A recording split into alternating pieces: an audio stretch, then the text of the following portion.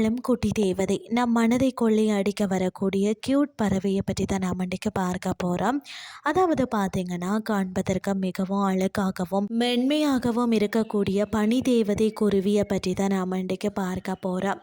இந்த பறவை பார்த்தீங்கன்னு சொன்னால் ஒரு சிறிய ஒரு வெண்ணிற பந்து போல வந்து நீண்ட வாள் கொண்டிருப்பதாலும் இதனை பனி தேவதை அல்லது நீண்ட வாள் பாடும் குருவி என்றும் அழைக்கிறார்களாம். பனி தேவதை குருவி உலகிலேயே மிக சிறிய பறவைகளில் ஒன்று.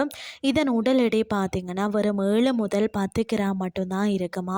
இதன் மொத்த நீளத்தில் பார்த்திங்கன்னா 13 தொடக்கம் 15 சென்டிமீட்டர், பாதிக்கு மேலான நீளம் அதன் வாளிலேயே வந்து இருக்கிறதுன்னு சொல்லப்படுகிறது. இவை சிலந்தி வலைகள், பாசிகள் மற்றது இறகுகளை வந்து கொண்டு மிகவும் மென்மையான மற்றது நீட்சி அடையக்கூடிய ஒரு கூடுகளை வந்து கட்டுகிறதாம். அதாவது பனி தேவதை குருவிகள் எப்போதும் வந்து கூட்டமாக வாழ விரும்பும்.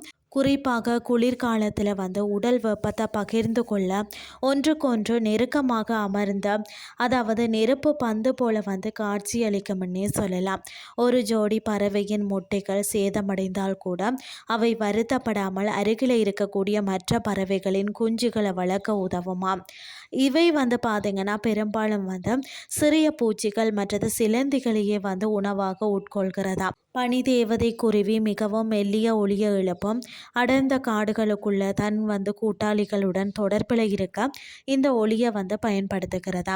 இவ்வளவு அழகான இந்த பறவைகளின் வந்து சராசரி ஆயுட்காலம் பார்த்திங்கன்னு சொன்னால் 2 முதல் 3 ஆண்டுகள் மட்டும்தான் இருக்கிறதா. பனி தேவதை குருவி பார்த்திங்கன்னா ஜப்பான் போன்ற நாடுகளில் மகிழ்ச்சியின் பறவை என்று கூட போற்றப்படுகிறதா. இன்றைய கிறிஸ்டி உங்களுக்கு வந்து பிரயோசனமாக அமைஞ்சிருக்கும்னு சொல்லி நானும் நம்புகிறேன். இதே மாதிரி மற்றொரு கிறிஸ்டின் வாயிலாக உங்களை சந்திக்கிறேன். நன்றி.